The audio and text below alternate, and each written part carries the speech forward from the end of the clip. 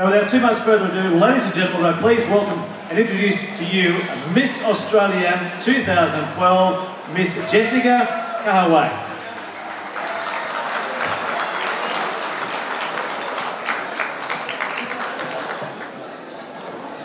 Good evening, everyone. Good evening to our distinguished guests, our family and friends. It is with great honour that I stand before you tonight, not just as the humble recipient of this award, but as a member of the Australian and Lebanese communities.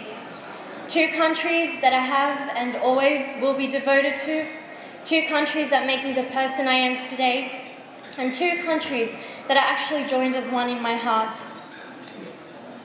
Representing Australia as Miss World Australia for the past few months has allowed me to meet wonderful people that I may not have otherwise had the opportunity to meet, such as Mr. ALCCi, whose tireless work and commitment to helping Lebanon flourish again is nothing short than inspirational. People actually always ask me why I entered pageants. For me, it was never about the glitz or glamour. In fact, it's not glamorous at all. Because when you're travelling with 116 girls for 40 days in Inner Mongolia and eating snakeheads and chicken heads, it's short of dazzling. For me, I did it because I wanted to be an ambassador for my country. And what better opportunity than to be on an international platform where my voice could be amplified and I could tell people about the issues that I believe in most. I do feel incredibly fortunate that I was born and raised in a country as beautiful as Australia, a country that has provided me with freedom, education, and most importantly, opportunity.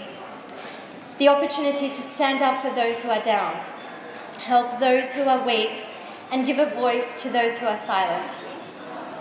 Australia is actually one of the warmest countries I know, the first to step in when our neighbouring countries need help during catastrophes or natural disasters. And the Lebanese are the warmest and the most hospitable people I know.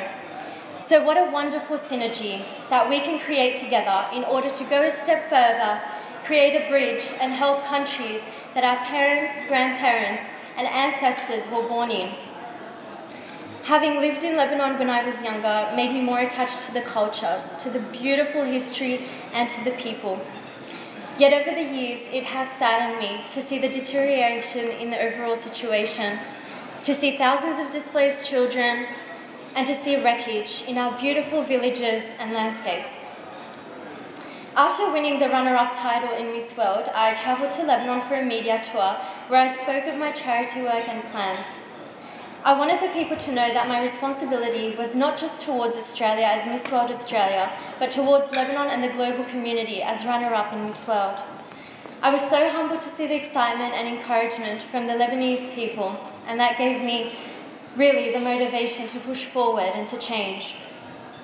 It was a challenge, I must admit, and even though I had visited, helped and raised funds for numerous Australian charities, in particular an Indigenous one in the Northern Territory, I did get criticised in Australia that I was caring too much for Lebanon.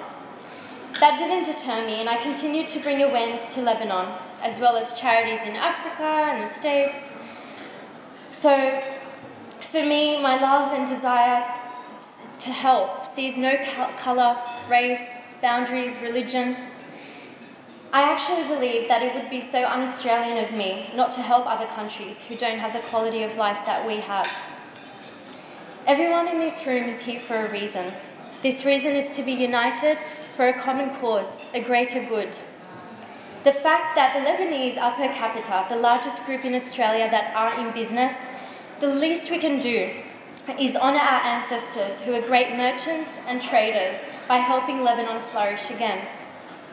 I actually remember in my first international pageant when I was 18, I got asked why I was studying law, and I said that I just wanted to have a little bit more power to return Lebanon to what it once was, which is the Paris of the Middle East. And 6 years on, I still stand by my word, and I hope that we can all stand tall like the cedar trees in Lebanon and help Lebanon flourish again. Long live Lebanon.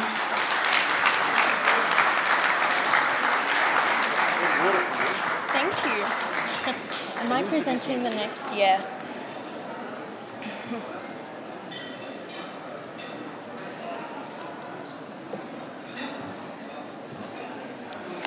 So now I have been invited to present the ALCCi's Young Achiever Awards to two Lebanese Australian youths who are achieving at the highest level in their sport.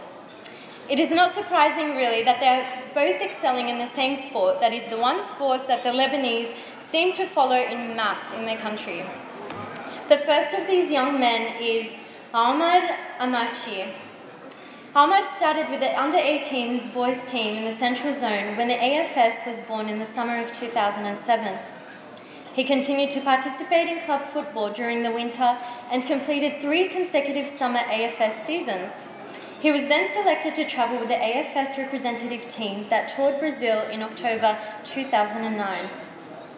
The team spent 2 weeks living in one of Brazil's top clubs, Club Atlético Mineiro, training every day under the watchful eye of professional coaches of the club and training with the club's best young players, using facilities that are on par with, if not better, than the AIS in Canberra. Ahmad impressed the coaching staff to the extent that he was offered an opportunity to return to Brazil for a 3-month trial with Atlético, yes. If successful, he would be offered a full scholarship that would see him become part of the club and be treated like any other Brazilian boy at the club. When he returned home from the AFS tour, Omar received support from his family and returned to Brazil for his trial. His older brother Amir also travelled for an international exchange program arranged that the AFS is able to provide to young players who wish to experience this lifestyle. With the support of his brother in Brazil, the support staff that Atlético Mineiro provides to international players, and the inspiration from his family back in Melbourne, Ahmad was selected into the club's under-13s boys squad and offered a 3-year full scholarship. Atlético Mineiro's international affairs spokesman, Gustavo Cupertino, stated that Ahmad is really performing well, his attitude to training is fantastic. When asked how long he expected Ahmad to be at the club, Gustavo responded, "Atlético is a professional club like any other around the world. Players are brought into the club and released all the time in order to benefit the club. However, if Ahmad keeps applying himself, he is at a perfect age to come into the system and go all the way to become a professional player." When Ahmad was 14, he was scouted to travel to England. While he was in the UK, he trained with Manchester City Academy, Stoke City Academy and Reading Academy. All 3 of them clubs are currently in the English Premier's League. Ahmad was offered a training deal at Stoke City. He was put in the development squad. Ahmad was improving and he was ready to train with the academy because he was up to academy standards. He was training with Stoke City Academy for 1.5 years, almost 2. Well done, Ahmad.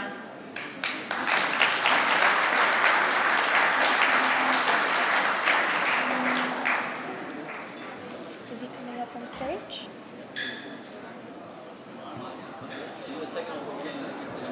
Sure. So the second young man to be awarded tonight is Andrew Nabut. At just 20 years of age, Andrew Nabut wears the number 26 jersey for Melbourne Victory as a striker winger. His previous clubs include, wow, there's a nice list, Brunswick City, Green Gully, Keilor Park, Sunshine George Cross, Heidelberg United and Moorland Zebras. Andrew was first offered a youth contract after training with Melbourne Victory youth team.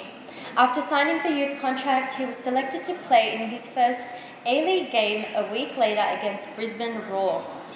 When players were selected for international games that week, the Melbourne Victory coach gave Andrew his chance to make his A-League debut. On November 10, 2012, Andrew came off the bench in the 66th minute against bitter rivals Sydney FC, at the time being 2-0 down, and wrote his name into victory folklore by scoring a superb 78th minute goal and then scored the winning goal in the 91st minute of the game to help Melbourne win the game 3-2. On 17th November 2012, Nabut earned his first ever start in a home game and scored his first goal in a home game against Central Coast Mariners, a game which ended 2-2. He has since signed a 3-year senior contract with the Victory. I would like to now invite Andrew and Ahmad to the stage.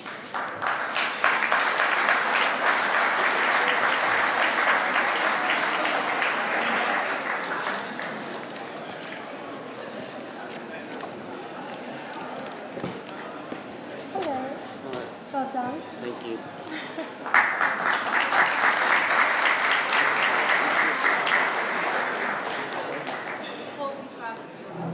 His father here to receive the award on his behalf because he's playing tonight. Oh. Andrew is busy playing tonight, so his father's going to accept the award on his behalf.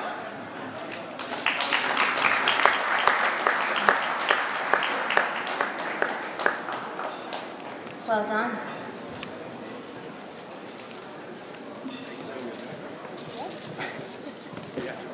I'm Andrew Nabut's father. Hello. How are you? Well done. Thank you. Proud father. Yeah, wherever.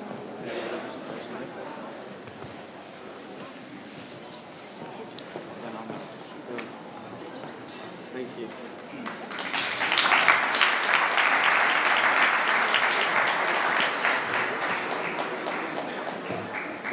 Thank you. Thank you.